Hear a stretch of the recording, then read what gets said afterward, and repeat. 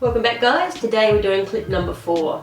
We were trying to come up with a title for this, and we came up with things like well-being and mental health, but they didn't really cover what we wanted to say. They just felt like buzzwords. So today we're just calling it Feeling Good.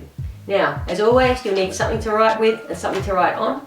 If you already got those, while you're waiting, we can show you some clip of calming nature.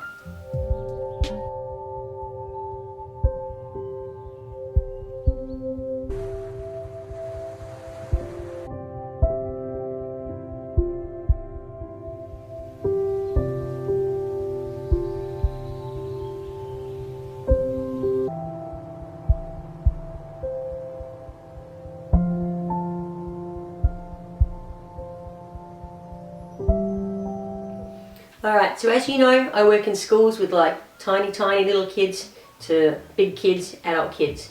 And quite often kids will come to school and they might be on crutches or they might have a plaster. And if I ask those kids what happened, they'll always tell me, I fell off my bike and then I had to go to hospital and then I was on this medication and I missed this much school. And people have no trouble telling me about their physical health. But if a kid's been absent for a few days because maybe they're struggling with anxiety or social phobia or a bit of depression, and their friends ask them like, why have you been away from school? Quite often they won't tell the truth, and this is because of something called stigma.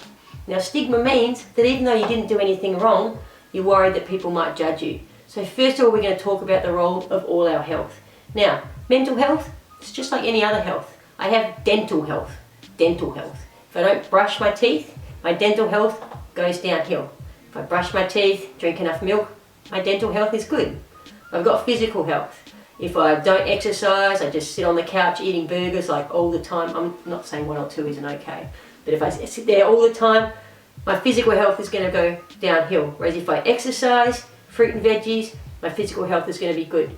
Same with our mental health and our resilience. It's not just something like we can't control. There's lots of things we can do about it. Okay, and we're going to go through some of those things in this clip. Right. We'll come back to stigma at the end because I think it's one of the hardest things to deal with when trying to deal with our mental health.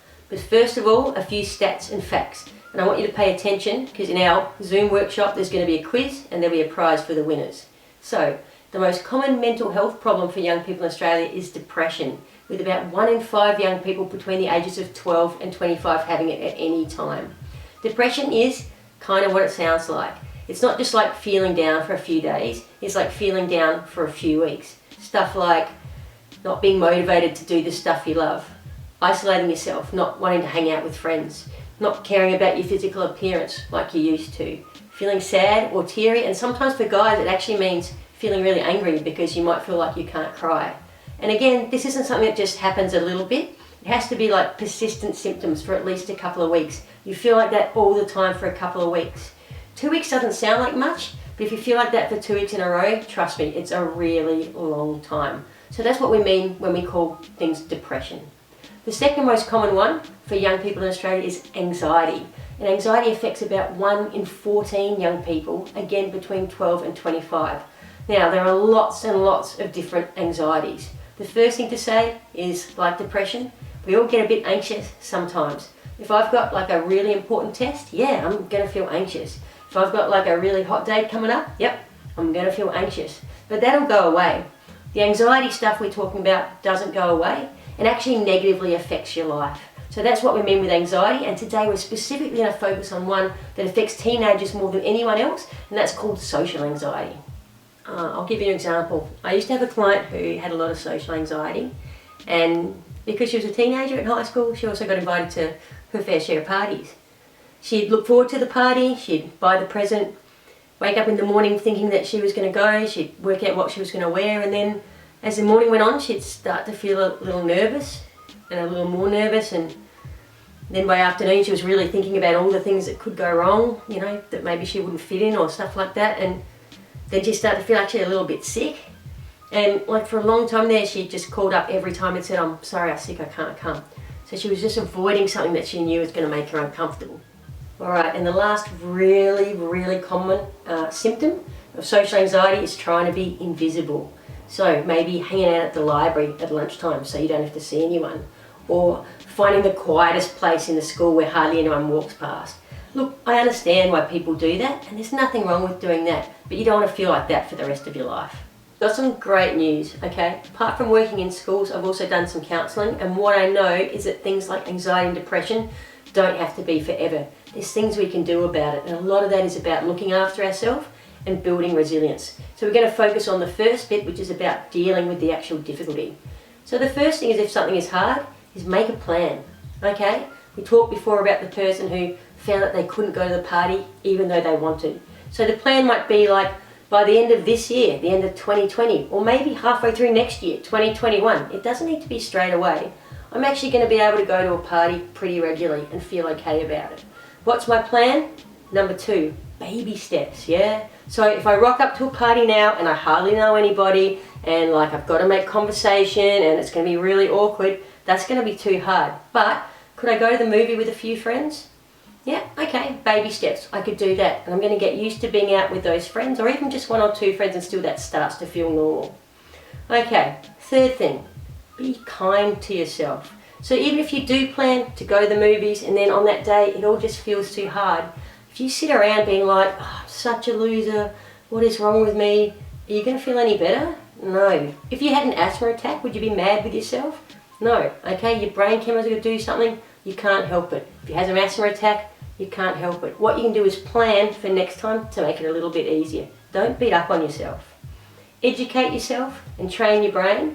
And what I'm going to do in the Zoom meeting and also on the Facebook page is I'm going to put up some links to some stuff you can do afterwards, some whole courses around this stuff that are free. They used to cost money, but because of COVID-19, one of the few good things we got out of it, they've been absolutely free for everybody from now on. Alright, so this last bit has nothing to do with social anxiety. It's actually something for all of us, not just you guys, for grown-ups too, okay? In order to have a healthy mind and feel like we can cope with life, there's lots of other things that we need to do for our body and also for our heart that will help us cope when things get stressful. So the first one, and you've probably already had a grown-up nag you about this, is sleep, yeah? Sleep is so important. If you don't sleep well, guess what? You're bad at exercise more than usual, you find study harder than usual, you feel sadder more than usual, you eat more junk food, you get more pimples. It's nothing good about not having enough sleep. You're meant to get between 7 and 9 hours a night, okay? That's the goal. But at the moment, if you're only getting, say, 6, don't worry about going up to 9. Just try and get 6.5. Build it a little bit, a little bit. Everything makes a difference. Get into your bedroom, make sure it's a quiet space. Don't be like watching movies or doing video games in your bed, yeah? At least do that on a chair in your bedroom. Try and train your brain that when we get into bed, we're going to sleep.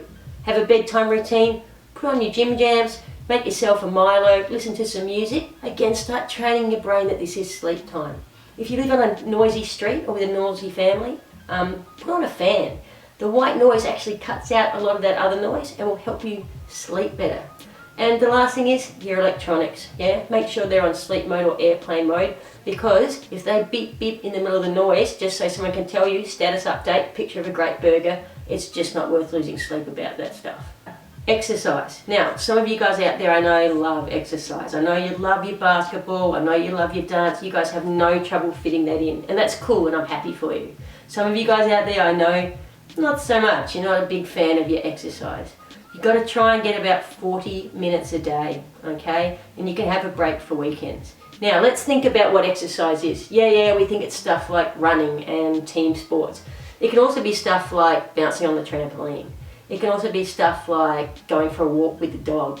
It can also be stuff like, I don't know, riding your bike. Find different things to do that you don't hate, that are fun exercise for you. Again, you'll feel better not just in your body, but in your brain. Your brain will produce these chemicals called endorphins, yeah? If you've ever had a day where you use like, I don't know, stacks of energy, maybe you went to the beach and you're really tired at the end of the day, but you actually also felt like really good, that's those brain chemicals called endorphins. They help us feel better about life, and exercise is the only thing that will produce them. Alright, next one is diet. Now, if you've watched any of the other videos, you already know I'm kind of food obsessed. So, I'm not one of these people who's like, I just want you to live on green vegetables, nuts, berries and tofu. Hey, I don't mind any of those things. But yeah, we absolutely need to have some fun with our food sometimes. There's nothing wrong with having junk food occasionally, Bit of chocolate on a rough day, fantastic. But overall, your diet has to be pretty healthy. Particularly as a teenager, you guys are growing a lot, so your body actually needs more nutrients than mine. So veggies, bit of protein, some fruit. Again, if you don't love fruit, just get extra veggies in or vice versa. But don't just live on garbage, guys, because it'll really make you feel lousy, not just physically, but also emotionally. Have a hobby, and I don't just mean gaming, yeah? Have a hobby, something that is fulfilling, something that gives you a sense of like accomplishment. It doesn't have to be something incredible, like it doesn't have to be, I don't know, a scarf for like every old person in my suburb. It can be something that's just a bit of a distraction, but gives you a sense of achievement. Have a hobby, something that doesn't involve electronics and that you love doing. Final two things, something to look forward to and someone to love. Something to look forward to, I'm just looking forward to going out for dinner. I haven't been out for dinner since this whole COVID-19 began, and I'm going to do it Friday night, and it's just a little thing for me to look forward to. I know for some other people it's like having a friend over for a sleepover. Get yourself something to look forward to. Just gives you a little cheer up when days are tough. And then third thing, someone to love.